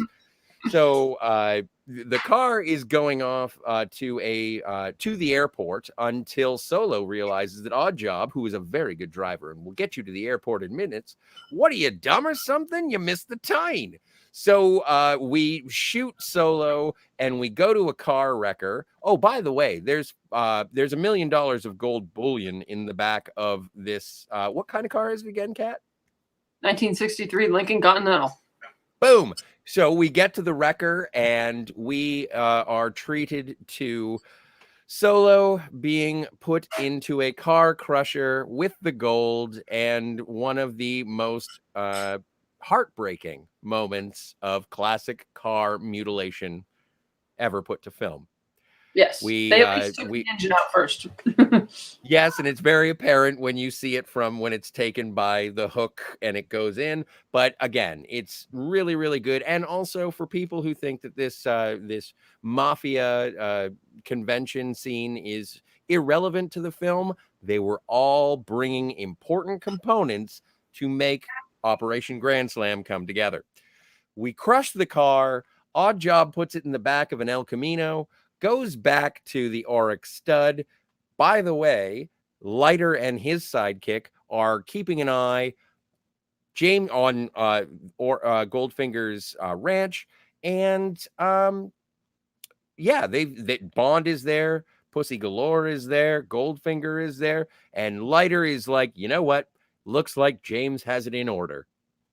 Kat, you were saying. Well, yeah, and people kind of make something of why did Goldfinger bother telling them the plan if he was going to kill him anyway? And it's a scene that's on the one hand there because the audience and Bond need to find out what the plan is. But I think the reason it's there is because he's an impresario. He wants to impress these people. He doesn't care that he's going to kill him. He wants them to, fawn over him about his ingenious tactics. And when that's not working and he's getting more frustrated about it, he's just like, oh, to hell with it. I'll just kill him now. And other people have made mention of, well, why didn't he just leave Mr. Solo in the room and just say, okay, I'll be right back, and just, kill him that way. And I think the car may have also been used in part of his gold smuggling operations as well. Because when the car gets back to the stud farm, he's like, granted there was gold in the trunk, and he says, oh, I have to retrieve it from the late Mr. Solo. And I would suspect that there was some other gold pre-built into the car. Otherwise, there would have been no need to do that rather elaborate execution. And if very dated Deep South type Tombow Boy statue outside the front entrance to the building behind them, which is like, So I didn't notice that one. I was too busy paying attention to the impending sexual assault. We're getting to that. So, so once Goldfinger says, or Bond says rather, I rather enjoyed your briefing. Goldfinger's like, yeah, me too. And the car comes back. He sees that it's been crushed and that his plan didn't work. Bond's plan didn't work. And he's like, yeah, you said he had a rather pressing engagement. That and Goldfinger says, orders him back to his cell. This time he's being, he's been watched by all sorts of people. But Goldfinger now sitting outside on the lounge. He's, lounging there with Pussy Galore. They're having iced tea. He asks her what she's going to do with her cut of the money. And she's like, oh, I'm going to buy it. They're having mint juleps. Okay, mint julep. And she's like, oh, I'm going to get an island all to myself and go back to nature. And Goldfinger's like, okay, he's not going to touch this. Then his buddy sidles up alongside him and says, hey, boss, there's these guys watching us. He's like, they're probably racers looking for tips. He's like, or there's another possibility. So he tells him to go fetch Mr. Bond. And he says, oh, we're quite fortunate not to have killed Mr. Bond. It might be his friends watching us. Let's convince them they don't need. So he tells her to go back inside and change into something a bit more salacious to entertain Bond. So Still Bond wearing pants, though. Anyway. Yes. And so Bond shows up. He sits down and he's saying, I was really impressed by your briefing, but it's never going to work. And he runs down all the logistical nightmare issues with trying to rob Fort Knox. And this seems to have been a deliberate, insult to Fleming, because in the book, Goldfinger actually wants to rob Fort Knox. And they're pointing out how this would never have actually worked. And Goldfinger's listening to Bond go on about this. He's kind of enjoying it. And he's like, who said anything about removing it? Removing the gold? Bond's like, you plan to break into the World Series bank and not going to steal anything? Mm-hmm. And then he looks over to his other henchman who's just sitting down on the ground there. It's kind of smiling. And Bond's looking back at Goldfinger. And he's like, go on. And he's like, the scientists, they got, for Red China. And he's like, yes. And he's like, well, what do you get? And he's like, go on, Mr. Bond. And then he figures it out that they got a dirty bomb has been smuggled in, and his plan is to irradiate America's gold supply for what would be 57 years according to Bond, and Goldfinger interjects it's now 58 to be exact. He's like, the Chinese get exactly what they want. Chaos in the West. You get your gold values got skyrocket. He's like, oh, I apologize, Goldfinger. This is absolutely ingenious. Mm-hmm. And so Felix, watching, thinks, oh, Bond's fine. There's nothing really to worry about. So they leave, showing that this Felix is not as sharp as his predecessor, unfortunately. So then Pussy Galore finally comes back out in the suit, and they go for Goldfinger says he's busy, he has to go do something. So they go for a walk, and he's talking with her, and he's like, oh, this is such a lovely place. It's too bad this all has to end tomorrow. And she gives him this weird look. Like, she doesn't really want to talk about it. And, and he goes, he takes her into the back stable, and he mentions something about it again. Like, oh, you're going to be doing all this. She's like, cut it. I don't want to talk. We're not going to talk about it. He tries to leave. He's like, what can I do to turn things around my way? Because clearly she has this out of sight, out of mind mentality, a lot of cognitive dissonance. She's not really thinking about the fact that, when he says he's going to murder 60,000 people with this nerve gas in order to break into Fort Knox, he doesn't seem to know that the nerve gas kills people. Not that it would matter anyway, because the dirty bomb would do that regardless of whether the gas was fatal. Good point. And so she just doesn't really want to talk about it. And they have this playful kind of fight in the hay, roll in the hay type of thing. And then it gets to really cringy moments where he, forces himself on her and kisses her. And the idea that it's because of this really cheesy moment that somehow wins her over, and she decides, oh, I guess I'm not going to go along with this plan anymore. It's like I know the logic is that Bond is solving the case, like he's figuring out how am I going to save everybody, but it's cringy and it's just really cheesy, especially for a film where he doesn't get to do much. Well, but this is. Yeah, and I'm glad that you brought this up, because this is the point where the entire plot of the film falls apart. Yes. Up until this point, Bond has been tasked with discovering what is going on with Goldfinger's smuggling operation. He has found out that Goldfinger is actually planning with China to irradiate the gold of Fort Knox, and the linchpin of foiling this scheme is forcing yourself upon a woman who clearly has no interest in romantic relations. But because of the power of Bond's boner, everything's going to work out, I guess. And so the rest of the movie is predicated upon James Bond turning Pussy Galore against her buying her own island. Now, I fell in love with this movie when I was a kid, but this is the part now, seeing it as an adult and having seen it as an adult several times, this is where it all goes. All right, well, no, I've gone this far. I'm not giving up. Anyway, so the next day. Yeah, so, and I'm glad you brought that up too, because even earlier when Goldfinger's explaining how the plan was going to go, and he's like, oh, and then the Pussy Galore's flying circus will spray everything. And I'm like, the fact that all these gangsters didn't immediately start laughing just tells you the type of era we're in. Because when I saw this film at a special screening 9 years ago in a theater, you had multiple generations of people. They're like fathers who'd taken their sons in 1964 were there with their grandchildren now in 2012. And, everybody was laughing along with the movie, not because they're mocking it, because they're just realizing, kind of like you grow up and you realize the absurdity of this plot and the things that it hinges on. So yes, the next day, Pussy Galore's flying circus starts spraying the nerve gas. You see all these people collapsing. Some of them you could tell are actually staging the collapse, like they're clearly, dropping onto the ground. And then you have these cars which are overturned, even though you never see any actual crashes, which is a little weird. And Bond and Goldfinger and Oddjob all sneak in by being disguised as military.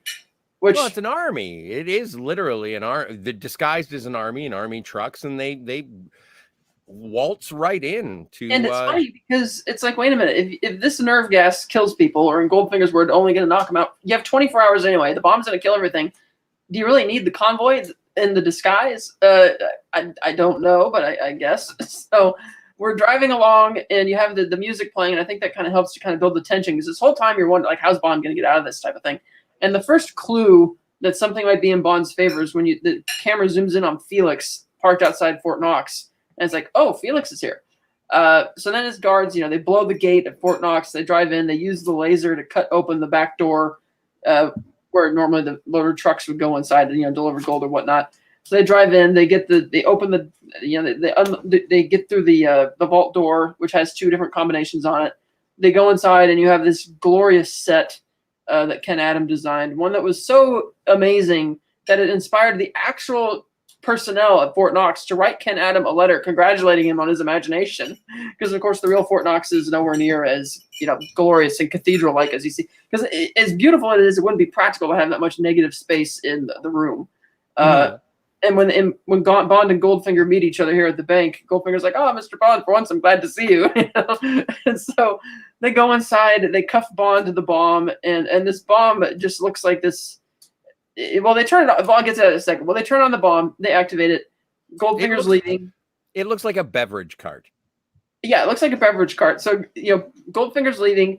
He's explaining to the scientist by Burt Kwok what they're going to, Mr. Ling, how this is going to go. And, don't worry, we have plenty of time. But then the bullets start flying. And the logic the movie apparently uses as to why the authorities waited so damn long to ambush them instead of just doing it when they were trying to break down the gate where they had nowhere to hide. It would have been easy to do it. Is because they were waiting to confirm if the bomb was actually there by them activating it. And it's like, you wouldn't have to wait for it to activate if the idea is you're testing for nuclear. It's like, no, that's it's completely ridiculous. Radiation doesn't show up unless you turn the bomb on, Kat. Yeah. Like in Dr. No, you wouldn't need a nuclear reactor to do the radar jamming he was doing, but okay, it kind of looks cool. So anyway, the guns start flying, and Goldfinger, in a rather cunning move, he takes his big brown cloak off that he's wearing, revealing he's been disguised as a military man underneath as a contingency plan. He shoots Mr. Ling dead. He closes the vault doors, which locks Oddjob, his other minion, in there. He tells the first guards running in, "Oh, get to those guys. I'll take care of the girl." And no sooner than these guys take Goldfinger's orders, he mows them down. And he takes off with a helicopter, and I guess because of the gunfight, nobody notices. They weren't smart enough. The authorities, who were all in on the joke, as we find out, were not smart enough to follow the helicopter, to have something. Okay. It really degenerates into a cartoon. It does. And in the bank, Goldfinger's henchman, Misha, is like, "Oh shit, we're locked in. The bomb. I'll have to defuse it, or I'll take the fuse out." And Oddjob tries to stop him, and he's like, "You could be a hero. I'm not." And Oddjob ends up grabbing the guy and throws him off the balcony, and the guy falls all the way to his death.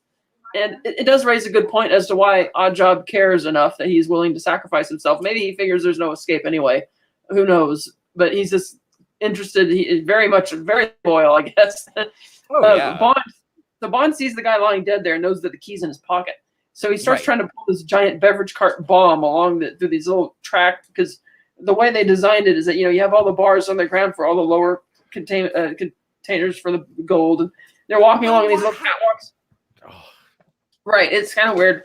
So Oddjob is racing down the stairs to catch up with Bond. He eventually throws his hat at him, but misses. Oddjob ends up jumping off one of the lower stair balconies himself to catch up with him. Bond gets the cuffs off just in time.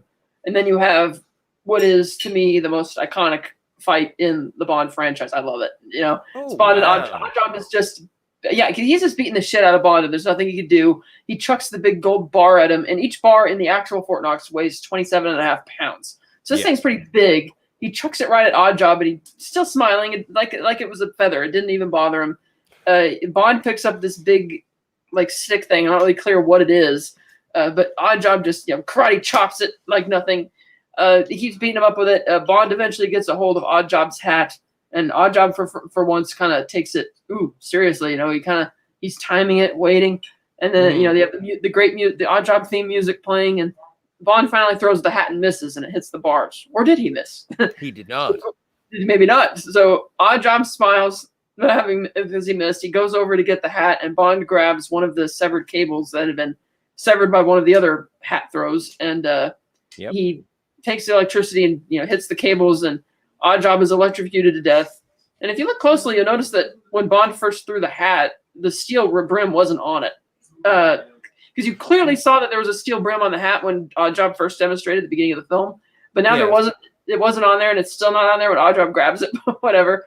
And in real life, apparently, when they filmed this scene, the actor Harold Sakata did get burned pretty bad, and the director asked him, "Well, why didn't you stop and let go?" He's like, "Well, you didn't call cut." I was like, "Oh, Jesus." So dedicated to the director, just like he's dedicated to Goldfinger. How lovely!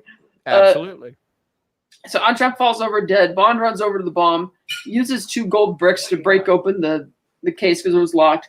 And he opens it, and you see this very ridiculous Rube Goldberg type device. It is kind of Rube Goldberg-esque. Yeah. It's totally, and he can't figure out what he's going to do. And even though there's only 10 seconds left, I think 10 or 13 seconds, the agents are breaking in, and the scientists, the American scientists, are showing up. And I'm like, there's no way he's getting down that stairwell in 10 seconds. But of course he does, because it's a Bond movie, and the logic isn't there. So the power of editing. Yes, and Bond's desperately trying to figure out how to turn off the bomb. He can't figure it out. He's sweating bullets. And then finally this guy just kind of pushes his hand in there and just hits this simple little switch to turn off the bomb. And it ends it with 7 seconds. In the book, it was going to be 3. And in the movie, it was originally going to be 3, too, because Bond says, 3 more ticks and Goldfinger would have hit the jackpot. But they changed it to 7 in the edit because they thought that would be cooler. And it was. Cool. And Felix shows up and he's like, where's your little butler friend? Oh, he blew a fuse. Mm-hmm. And so he's like, oh, by the way, yes, Pussy called us, and she had to switch the gas. By the way, what made her call Washington? And in an unbearably cheesy line that I can't stand, Bond's like, oh, I must have appealed to her maternal instincts. I'm like, oh God. Mm-hmm. So then we cut. Well, okay. To be fair, I thought that I remembered it poorly. I thought it was I must have appealed to her feminine side, is what I thought. That's how I misremembered it. And because based on the book and the film being lesbian undertones, overtones, something about Pussy Galore being more inclined towards the feminine, I thought that that's what it was. And I was somewhat relieved when it said her maternal instincts. However, yes, still cringe. Yes. So then we cut to this airfield, and Bond and Felix are having a fun back and forth. And he's like, and Bond asks Felix, why have I been invited to the White House for lunch? He's like, hell if I know. He's like, Bond's like, I didn't do anything. He's like, I know that, but he doesn't. So, and by the way, on the plane, I asked for liquor for 3. Who are the other 2? There are no other 2. Like, I'll see you, Felix. Oh, bye, Bond. So they get on the plane. It takes off. Bond's kind of enjoying himself, and he turns around, and there's Goldfinger in his military outfit again. And then it cuts to the hangar, and you see that the actual pilot and flight crew were all tied up. I'm guessing that Goldfinger had Pussy Galore hold them at gunpoint, and it was a little. The logic in this isn't there. Like, there would be totally wanted posters of him and his face all over the place by now. You wouldn't have been able to do that, but okay, we're rolling with it. And when Goldfinger's talking to Bond on the plane, you'll notice that there's another henchman standing behind him. One of the other guys in blue, and the movie just kind of forgets that he's there. He just kind of disappears, which is a little odd. Bond brings up the fact that he warned Pussy Galore about the danger of firing guns in airplanes with this ridiculous threat that, if you do, you get sucked out of the airplane like a balloon, which of course would not happen. It's like, yes, you depressurize the plane, but you're not going to get sucked out like a vacuum cleaner. But they get in the Goldfinger gets sucked out like a vacuum cleaner. Exactly. He gets sucked out like he's light as a feather, like air's being let out of a balloon type of thing. Bond manages to get into the cockpit, and Pussy Galore can't control the plane. It's like, oh, what happened? Where's Goldfinger? He's like, oh, playing his golden harp. Felix and his friends are watching on the radar, and they see that the radar splits in 2, like something jumped out of it, and the plane hits the ocean, explodes. Felix is flying around in a helicopter trying to find Bond, and Pussy Galore's down there waving her shirt around and trying to get their attention, and Bond pulls her down. He's like, what are you doing? This is no time to be rescued.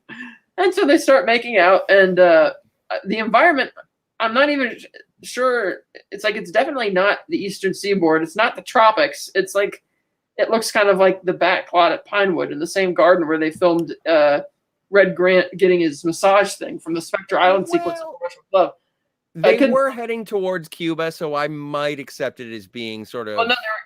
Oh, that's right. Yeah, they turned it. I guess they did turn it towards Cuba. So, because I was expecting there to be more tropical plants or something, and there wasn't. So whatever. So they. No, there were palm trees. There were palm trees from above. Oh, there were. Yeah, because I saw a bunch of other type of trees. So yeah, they kiss, they make out, and then at the end of the movie. Yeah. So that's Goldfinger. Now, Wait. Before we finally finish, at the end of Goldfinger, initially the next movie in the series was going to be on Her Majesty's Secret Service. So I would like to say that this is my first instance of next time on James Bond. They changed all the prints for subsequent re-releases. In our first episode, I said next week we were doing Thunderball, but James Bond has made it in the past that next time isn't necessarily the next time that you're anticipating. And this is the first time the next time was wrong, theatrically released. So I feel vindicated. well, what happened was Fleming died the month before the film's premiere, and True. because of pending lawsuits and issues with the Clory, they had them put James Bond Will Return and Thunderball on the end credits. I don't recall them ever announcing on Her Majesty's as being the next one, but they did, because it does say, James Bond Will Return, because the film was not theatrically released wide until December 21st, 64, which would be 4 months after Fleming's death, which would give plenty of time for them to make up their minds about what they were going to do. But I had not heard that bit, that they were going to do that one, Majesty's. Apparently it is still available in archival prints and early VHS releases. Interesting. That's okay. So, yeah, because I know they changed it for the theatrical release to say Thunderball. But that's interesting. Okay, so the thing about this movie is that I think it's one of the most unique ones in the whole thing, because Bond gets caught halfway through the film and he remains a prisoner the rest of the time. But it's about halfway, I think. So being it's not just that he's a prisoner halfway for the second half of the movie. He doesn't really get to do much. Like he spies on Goldfinger's meeting. He slips the note with the tracker to Mr. Solo, and then he does the super cheesy romancing Pussy Galore, and somehow that's going to appeal to her maternal instincts. Even though I really like the suspense in the climax, because you're wondering, how is he going to get out of it? How is he going to get out of it? I do acknowledge that he doesn't really get to do much in this movie, but it doesn't really bug me that much, because the triumvirate of Harold Sakata, Gert Frober, and Pussy Galore is amazing. I just love those three, and it's very much it's the acting and the performances which really carry the movie. The first half I was intrigued as to where the story was going. It's like, okay, because clearly for a Bond movie, this isn't just going to be about a simple gold smuggling operation. Like, this is going somewhere. His big operation, Denny's breakfast meal, is gonna mean something. And the fact that he's been collaborating with the Chinese and all this. But I actually really like this movie, even though on paper I shouldn't. Because, he is kind of standing around and not doing anything. The locations aren't really that great, except for Geneva. And like you said, the entire plot falls apart in the third act in terms of the logic behind it. But I don't know. I really find it enjoyable. So I guess there's a difference between Bond movies that on paper, which you say are good, versus the ones you really enjoy. And I really enjoy Goldfinger because it is the movie which is sort of really setting the tone for all the quintessential tropes and things that go on to define the franchise. And it's adding the more theatrical layer to it, like we were talking about earlier with the no mask. So I do really love this film. Pussy Galore, precisely because she doesn't want to take any of Bond's bullshit. She's one of my favorites of all the Bond girls. Even though she doesn't show up until the second half of the film either, and admittedly doesn't get to do much, but I actually really like this movie. I like it a lot. Well, and as I mentioned, this is like the James Bond movie from my youth. This is the one that defined what James Bond is to me. And it is also the James Bond movie that I wore out first. It is the one that I've seen so many times that even looking forward to doing this show and talking to you about it, I didn't really want to watch the movie again, because it was one of those things that it's like, I've seen everything that there is to see in it. And every time I revisit it as an adult, I find more holes. I find more plot points. There are more weaknesses in the armor. And I appreciate it, and I do love it, but it's almost like, for a very bad analogy, I like the song Come On Eileen, but I've heard it so many times that every time I hear it on the radio, I will skip past it unless, like, if I hear it in a place that I can't change it, I'm in. I've seen this movie in cinemas before, and it was almost like a Mystery Science Theater 3000 experience where we were making fun of it. From the brassieres that Pussy Galore's Flying Circus pilots wear that are extraordinarily pointy, to the cringe-inducing roll in the hay, to okay, so wait, hang on a second. Did you guys flip those trucks? What? This is a very interesting pantomime that you're into to capture people. What exactly is the goal again? And by the end, it's just such a quickly paced. I think that out of all of the James Bond movies, it's this one, Dr. No, and Quantum of Solace are the three shortest. It is a breakneck pace watching Goldfinger, and by the time I got to, I don't even understand how does Pussy Galore know to get in touch with Felix? Well, he said what made her call Washington. So I don't know if she called Felix specifically or she called somebody there, but it's like, again, kind of like you mentioned. Oh, she didn't know the nerve gas is going to probably kill people because Goldfinger had been, telling people that it's only a 24-hour, knockout gas. But it's like, well, what does that matter when the atomic bomb, the dirty bomb's going to kill everything, everybody? And yeah, because again, she has so much cognitive dissonance. She's willing to kill all these people, but she doesn't think she's going to kill them. But then she's not really thinking about the effects of the bomb. And it's like, yeah, you're right. The logic doesn't hold. You see more and more holes in it. And that screening I went to back in 2012, you had, like I said, multiple generations of families. It was a really fun time at an old school type of old state theater. So it felt like you're going back into like an old retro theater from the 60s to see it. And everybody was, laughing along with the movie, not because they were mocking it, but because they're just recognizing just how silly it is. While the little kids and grandkids they were taking were supremely enjoying it, surprisingly. I don't feel the film has a breakneck pace. I think it's actually pretty slow in the middle. But because I'm so ready for it to pick up speed when we get towards the end, and with the whole tension of wondering how the hell is Bond going to get out of this, I feel that's where I'm really edge your seat kind of invested type of stuff. And so there is a difference between a film that is well made, which this one isn't necessarily, versus ones you just really enjoy.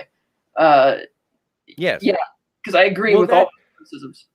That being said, on a scale from how many martinis we're would you like to get? 10. You go first. Well, I think I gave Dr. No a 9, and I gave From Russia with Love a 5. I am going to give I'm gonna give Goldfinger, I'm giving it an 8. Yeah, I also gave Dr. No a 9. I gave From Russia with Love a 6. I'm almost tempted to give this one a 9 as well, because the thing, like with Dr. No, it's like I love all the stuff that Bond's doing, but I thought it slowed down a lot in the second half, whereas this one, I don't ever really get bored with it, even though it slows down. God, I'm almost tempted to give it a 10 because I love it. I think I'm gonna give it a 9. It's not a perfect movie, but I think I'm gonna give it, it's a 9. Definitely for me. It does slow down a bit in the middle, but because the performances carry it so well, it just, I don't even care about all the plot holes that are in the movie because it's just that enjoyable. So I'm gonna give it a 9. Okay. 9 martinis. Steve? 8.5 martinis for me. This is actually one of my favorite Bond movies. Yeah. Mine too. And I think the only reason that I drop it down to an 8 is because, again, I wore it out. Yeah. It is a record that it's warped and it warbles when I play it now. I loved it as a kid, and watching it now, it's almost gone into self-parody. But I still love it. The way it makes me feel, the score, everything. It's so colorful. The music, like last time when we were talking about From Russia with Love and how they really lean into the James Bond theme. This one, when the James Bond theme starts to play, the John Barry score kicks hard into gear. And it's like, yes, it's a James Bond movie, but also John Barry is here and he wants you to listen to something else. Yeah. It's amazing. But okay, great. Cool. Let's go over martinis. Speaking of martinis, may I excuse myself just briefly while you jump into the chat, and I'll be back in a flash. All right. So no super chats or super stickers tonight, but we do have a couple of chats to get through. First one comes from Cam. Very impressed with your Bond knowledge. Love the show.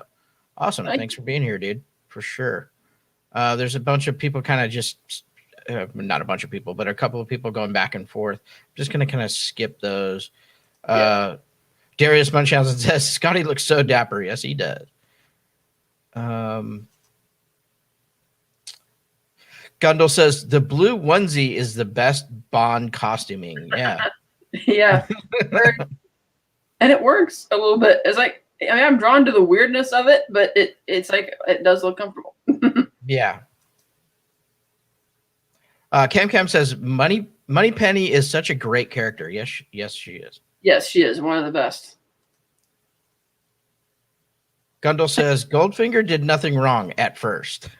Do you mean nothing wrong in the sense that he was not on the way to getting caught, or nothing wrong as in you're fine with, maybe he did nothing wrong in the amount of time it took him to walk from when we first meet him on the stairwell to when he gets, because the minute he says, I want to sit in that chair, he starts cheating and entering his murderous ways.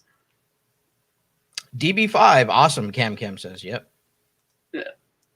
The Beretta was a good pocket pistol, Cam says. Yes, it was. Cam continues, it's a British thing. The Goldfinger's a cheater. And Goldfinger's a cheater. Yeah, he's a cheater.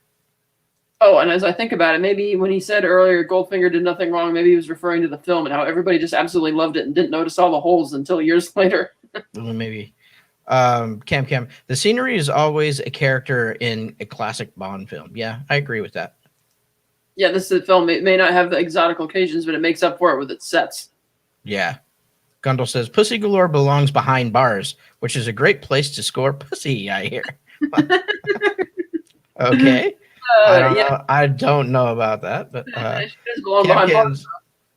Cam says, hey, Steve, good to see you. Good to see you, buddy. He also says, at the Fantasmagorium show, be in touch tomorrow morning. Oh, bad back. Love the show. Kat's a Bond genius. Yes, she is. And the dapper Scotty makes everything better. Thank you. Why, thank you. I'll feel better, Cam. Okay. Scotty, you want to take over? Yeah, Gundle, good to see you. Cam, good to see you. Hey, Kat, Gundle says, have you read the book Ian Fleming's James Bond? Annotations and Chronologies for Ian Fleming's James Bond by John Griswold. A great book for Bond nerds. I have not. I haven't heard of that one, but I will definitely look it up after the show. Check that out. Awesome. Cam says to Gundle Whittlebaum, hi, nice to meet you. Thanks for the recommendations. Appreciate it. Gundle's a great guy. The On Her Majesty's Secret Service end credits note only was seen in the UK, where lawsuits weren't happening over the film rights. The USA market always had the Thunderball at the end credits. That's why. Okay. That's why I haven't heard of that before. I'm really just sort of absolving myself of my flub from the first episode that we did. Yep. Cam says, my dad named me after Sean Connery because of Bond and his stance on an independent Scotland. Held his knighthood, UL, for 2 years because of it. Hey, well then your da is a good man, and so are you, Cam. Yeah. Cam says, Pussy Galore is so multifaceted. Great characters. Great character. Yes. Well, and I have echoes of the book so much when watching the film as well. Like even Tilly Masterson. And the last one, 1, 2, 3, 4, 5, 6, 7, 8, 9 martinis for Cam. Cam gives 9. All right. So is that another adventure? No, that's 8. That's 8. Is it 8? Yeah, that's 8 martinis. Oh. Okay. All right. 8 martinis, not 9. So Scotty, you had 8, I had 8.5, and Kat, you had 9? Yeah, I give it a 9. I love it too much that I'll forgive the stupidity of it if it's. That's the thing. Cam has 8. To enjoy it, you know. Yeah. All right, cool. So I think that'll do it for us tonight. We this one went long, but it was worth it to go through the movie. It kind of scene by scene. I thought it was a great show. We could have gone longer. Yeah, right. But I think we'll wrap it up for tonight. Mm-hmm. And what do we want to give a little tease of next week's show? Well, James Bond and Martini's Gadgets and Guns will return finally next week with Thunderball.